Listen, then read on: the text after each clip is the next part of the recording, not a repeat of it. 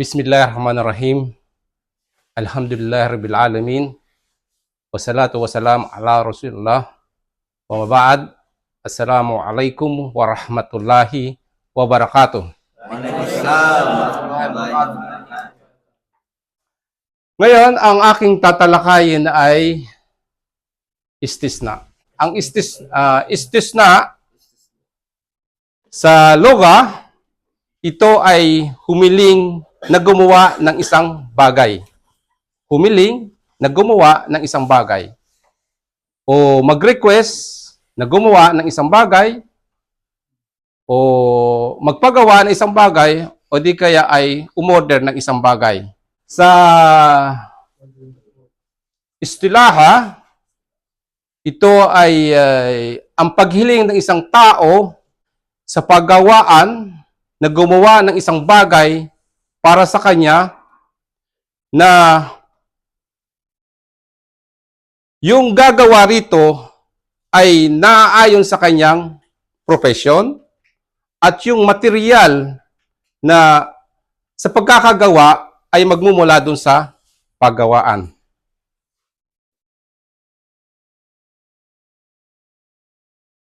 Yan. So yan, ang kahulugan ng istisna ay humiling na gumawa ng isang bagay. Talabo sina'atis syai'i. Istisna. Sa lugata, humiling na gumawa ng isang bagay. O sa istilaha, ito ay ang paghiling ng isang tao sa sino mang may paggawaan na gumawa ng isang bagay na mayroong kaugnayan sa kanyang paggawa. At ang material ng pagkakagawa ay mula sa gumagawa. Na. So, pagdating sa loga, humiling ng gumawa ng isang bagay. So, ano pagkakaano mo na sir doon sa humiling ka na isang gumawa ng isang bagay? Sinasir laging ano, no? So ito, sa istilaha, ito ay ang paghiling ng isang tao sa sino mang may paggawaan. Ganito yan. Ngayon, meron akong gustong ipagawa, pupunta ako sa paggawaan, at doon sa paggawaan na to ay o-order ako, magpapagawa ako ng isang bagay na kinakailangan yung gagawa ay yung profession, yung gusto kong mangyaring, gusto kong gawin, ipagawa, ay kinakailangan yung gagawa ay bihasa o yun ang kanyang profession. At kinakailangan din yung material na ipagagawa ko ay doon magmumula sa paggawaan. Ito ang mga halimbawa. Hindi pwede na sa akin yung material. Sa iyo ba ang material? Balikan natin yung tinatanong ni Ustad kung pwede raw ba na sa kanya ang material. Halimbawa, kay Faisal ako nagpapagawa. Hindi, pamin ko, halimbawa si Faisal, gumagawa sila ng mga sapatos. Yes, oo. Ngayon, meron akong balat na maganda, dinala ko na lang sa kanila. Gawa niyo ako ng sapatos. Ito yung balat ko. Yung balat na sapatos. Hindi pwede yun. Hindi pwede. Bakit?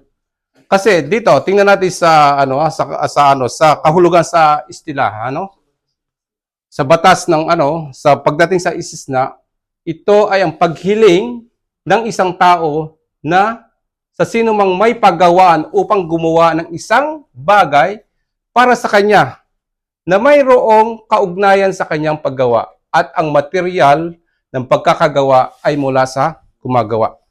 Kailangan yung material sa pagkakagawa ay mula sa gumagawa. So kung ang mga balat sa akin. Kung ikaw magpapagawa, so ang mangyayari doon ay ijara, yung ijara yon. Kasi dadali mo yung balat, meron kang balat, paggagawa mo ng sapatos o anumang leather o na sinturon, jacket, anong ganyan. So ang mangyayari diyan ay babayaran mo lang siya dahil gagawin itong yan. Magpapasadya ka. So, papasok tayo. Hindi na istisna ang tawag doon. Ijara na ang tawag doon. Magpapagawa ako sa'yo ng sapatos, pero ang gusto kong gamitin mo ay balat ng buhaya, balat ng ahas, pwede yan. Balat ng mga... Balat ng buhaya, balat ng ahas. Mga expensive, yung balat ng Okay. luxury na mga... But mamaya natin sasagutin yan, ano? Kasi hindi ko tatapusin kung ano. So itong mga halimbawa, ano? Ito.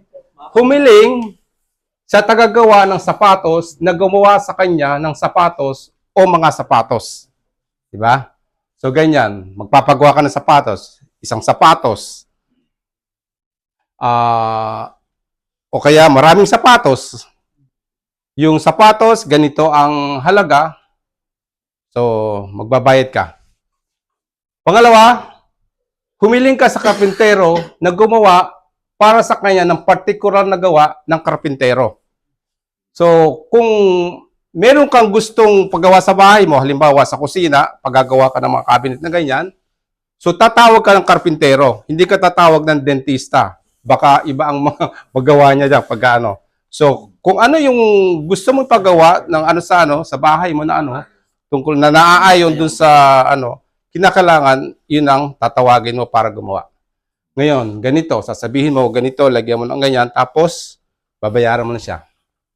Yung pangatlong halimbawa, paggawa ng mga furniture sa bahay, kabilang ng mga kagamitan dito at iba pang mga bagay.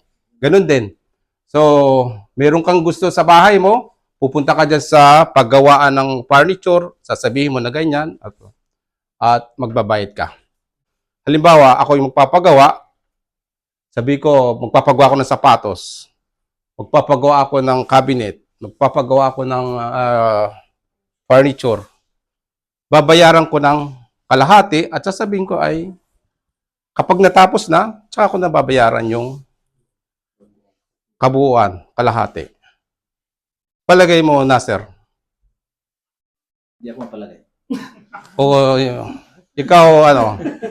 Tama ba yon? Matatawag bang istisna yon? Istisna, no? Kailangan down payment ka muna. Yung, pwede ba yung bayaran ng gano'n na kalahati mo na tapos pag natapos na ay kalahati mo na? Sa madhab ng Shopee. So, pwede. Sa madhab ng Shopee, itong ano na to, lahat na yan, yung pagbabayad, yung installment na kalahati mo ng ano, tapos or ano, susunod, ay hindi pwede. Sa Shopee. So, hindi yan pwede, ha? Pero, pagdating naman sa madhab ng Hanafi, sa Hanafi, ay pupwede. Okay? Kasi baka may ma-encounter kayong ganyan, sasabihin na ano, hindi pwede kayong ganyan. Bakit, ano, kailangan full payment ang ano mo. I-advance mo kagad ng full payment. Sa Shopee yun, ha? Ngayon, kung ma-encounter yung ganyan, paano nyo na, sa Hanafi, ay pinapayagan yung ganon, na installment. Pwede o hindi pwede. So, ang lahat na ito ay mahuhulog lang sa istisna pagdating sa madhab ng Shafi'i kapag ito ay pumasok sa tinatawag na salam. Salam naman. Yung salam, ito yung kinakailangan full payment, full advance payment ang gagawin mo bago mo makuha yung ano na yan. Okay? Ha? So, ito ang ano, picture na halimbawa. Ayan. Ang laki naman sapatos. Yan. So, yan yung halimbawa ng paggawaan ng sapatos. Ayan. Pupunta ka dyan. Magpapagawa ka ng sapatos. Gusto mo ay leather, ano ganyan. No? Tapos, sasabihin mo ang design. Sasabihin mo kung walang nakalagay na brand. Nakalagay lang ay ano. Sa Marikina o sa Marikina? Sa Marikina yan, sa Marikina. So diyan ay pupunta ka at kakausapin mo yung sino yung gumagawa niyan. O-order ka ng sapatos, isang sapatos o kaya maraming sapatos. Sasabihin mo kung ano yung design, anong ganyan, ano, kung anong uri ng leather, kung ano ba ilalagay mo dito, anong ano, marami ba siyang kaya detali ba or kaya ano ganyan ang ano, tapos babayaran mo ito ng full payment, yung advance mo ay full payment. Ayan. full payment kagad yung advance mo para matawag na istisna. So, yun. At hindi pa nagagawa. Ngayon, nasa usapan niya, kaya detalyado, kinakailangan detalyado lahat, ipapagawa mo yun sa transaction na yan, kailangan detalyado. At tapos, meron kayong certain, kung kailan ito, mapag-uusapan nyo na, at saka yan i-deliver. Tinatanong na ako. So, ganyan din sa pagpapagawa ng cabinet. Ayan, ngayon. So, maaring pumunta ka sa pagawaan o kaya tawagin naman yung karpintero o may grupo sila ng dyan at humiling ka ng gumawa ng Full payment din. So, ngayon, mag-uusap kayo kung anong design, anong kulay, anong ang gagamitin mo, kahoy ba, o anong klase ng kahoy, nara, or yakal, or ano pa. So, ngayon ay babayaran mo ito ng mag-a-advance ka agad ng full payment. Kailangan sukatin na siya. Gano'ng kadaming cabinet niya, gano'ng kadaming... Yan. Kailangan detalyado lahat. So, pag iyaan mo nung ganyan. So, Problema yan kung ngayon, kung sa bahay mo, tapos hindi mo alam yung pwede mo tawagin yung gumagawa. Susukatin niya lahat dyan, lahat detalyado na. Sasabihin mo kung ano yung materials. So, siya nakakaalam ng presyo at mag-deal na kayo. At pag natapos na yung nyo ay, yun na, babayaran mo siya ng advance na full payment. Advance full payment. Advance ba? Advance full payment. Hindi pa natapos. Ibig sabihin, babayaran mo agad siya ng buo, Oo na. hindi bawas. Okay? Kalahati lang pwede. So, pagdating, Kasi ang pinag-uusapan kasi natin ay sa madhab ng Shafi'i. So, pagdating naman sa madhab ng Hanafi, pwede yan. Nasa pag-ano. Naniguro na yan sila. Ngayon naman, doon sa paggawa ng furniture, ayan. So, kung ganyan ang gusto mong design, anong ganyan, pupunta ka sa paggawaan ng furniture. Ayan. So, yan, IKEA or anong ganyan. Tapos, ipapaliwanag mo sa kanila kung ano yung gusto mong design, anong klase ng materials, at anong ganyan.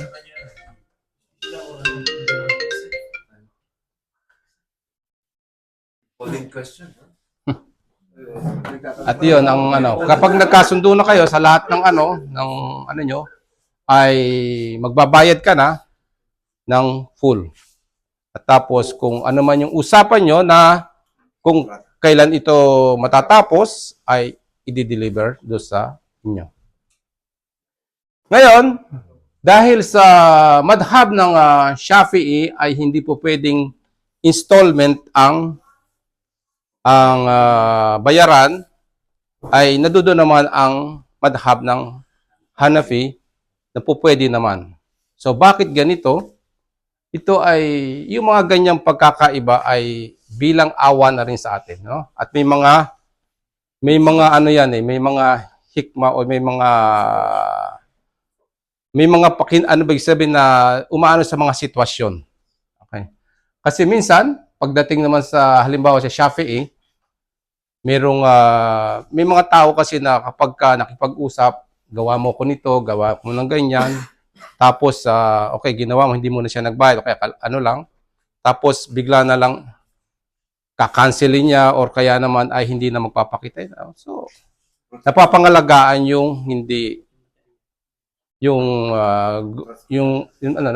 napapangalagaan yung taong may nagiging pabor sa mga taong may pagawaan na hindi siya malulugi or kagaya sa sapatos, gagawa kang napakarami. Ngayon, hindi naman lahat ng tao ay yung pinagawa mo ay magugustuhan yon.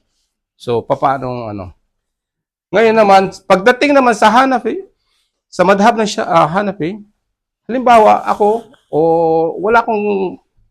wala akong cash ngayon na malaki or so, bakit hinayaan na ipinahintulot na installment? Dahil ngayon, halimbawa, gusto kong kailang sa bahay ko na makagawa ng cabinet ng ganon, meron lang akong kalahati, so ito lang na i-offer ko sa kanya, and then pagka natapos na, siya ay magkakaroon uli ako ng para mabayaran ito ng So, yun nakikita nating na mga advantage at disadvantage ng mga ikhtilaf ng mga ano na yan. Okay. So, floor plan, ano? Pagdating naman sa bahay, sa madhab ng Shafi'i, pagdating sa usapang bahay, ay pinahintulutan niya ang pagbabayad ng installment. Okay. Basta, detalyado lahat. Hindi dyan yung karita o yung mapa o yung plano ng ano. Dapat, halimbawa sa kwarto, ganito ang gagawin mo, ganyan, kompleto ng lahat. Yung wall ng mga ano yan, ganito, lahat, kompleto. Walang ano, basta lahat ay clear. Lahat ay kumpleto, lahat ay ano, kung anong material ang gagamitin mo, kung anong kulay, kung anong ganyan, ano, detalyado. Yan. Lahat na yan, ano, detalyado. At iyon ay pinapayagan sa madhab ng Shafi'i, ang installment. Ang istisna naman ay may, ano lang yan, maiksi lang na ano. So, ganyan ang haligi ng istisna. Mustasni yung customer, sani ay yung paggawaan, ras amal yung presyo, tapos yung masno yung gusto mong pagawa, yung produkto, tsaka yung siga, yung ijab, at tsaka kabul. Man yuridillahu bihi khairan yufaqihu fid din. Sino man ang naisin sa kanya ng Allah ng kabutihan, ay tuturuan niya na siya ay makaunawa sa relihiyon.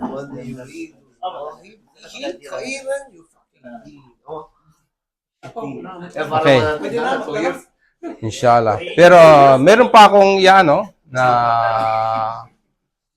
parang dagdag magiging ano para sa atin maging additional na ano ay ayon sa naisalaysay sa narration ni Salama, ang propeta Muhammad sallallahu alaihi wasallam after ng salatul fajr, kapag siya magsalam ay lagi niya tong sinasabi. Lagi niya binibigay ito, Allahumma inni as'aluka ilman nafi'an wa rizqan tayyiban wa amalan mutakabbalan. Sabi niya, O Allah, humihingi ako sa iyo ng kapakipakinabang na kaalaman. Ano yung kapakipakinabang na kaalaman? Ayun. Tama yun. Yung kapakipakinabang na yan, ito yung kaalaman sa ating pananampalataya na magagamit mo sa iyong buhay, na magiging kapakipakinabang dito sa mundo at lalong-lalo na doon sa kabilang buhay. Kagaya ng pagbabasa ng Quran o yung pag-aaral natin ng muamalat o anumang pag-aaral na naayon sa katuruan ng Islam. Mabuting panustos, ito yung ating humihiling tayo sa Allah na tayo bigyan ng sa ating kita ng halal, yung ating pinakakain natin sa ating pamilya ay yung halal. So, yan ang So, yung paghiling natin ng mabuting panustos, kung ikaw naman ay ang pinakakain mo sa pamilya mo ay hindi halal, so hindi rin tatanggapin ng Allah ang iyong mga panalangin o iyong mga dua dahil hindi halal ang iyong inaano. Kaya, lagi natin ipinagdudua sa Allah na tayo ay bigyan ng mga panustos na halal. At yung katanggap-tanggap na mga gawa, gaya ng ating ibada, pagsasala, inshallah, hilingin natin sa Allah na lahat ng ating ginagawang ibada ay katanggap-tanggap. Amen. Amin. Inshallah. Allahumma amin. So yung tayo ay nag-aaral, hilingin lagi natin sa Allah na tayo ay bigyan ng kapakipakinabang na kaalaman.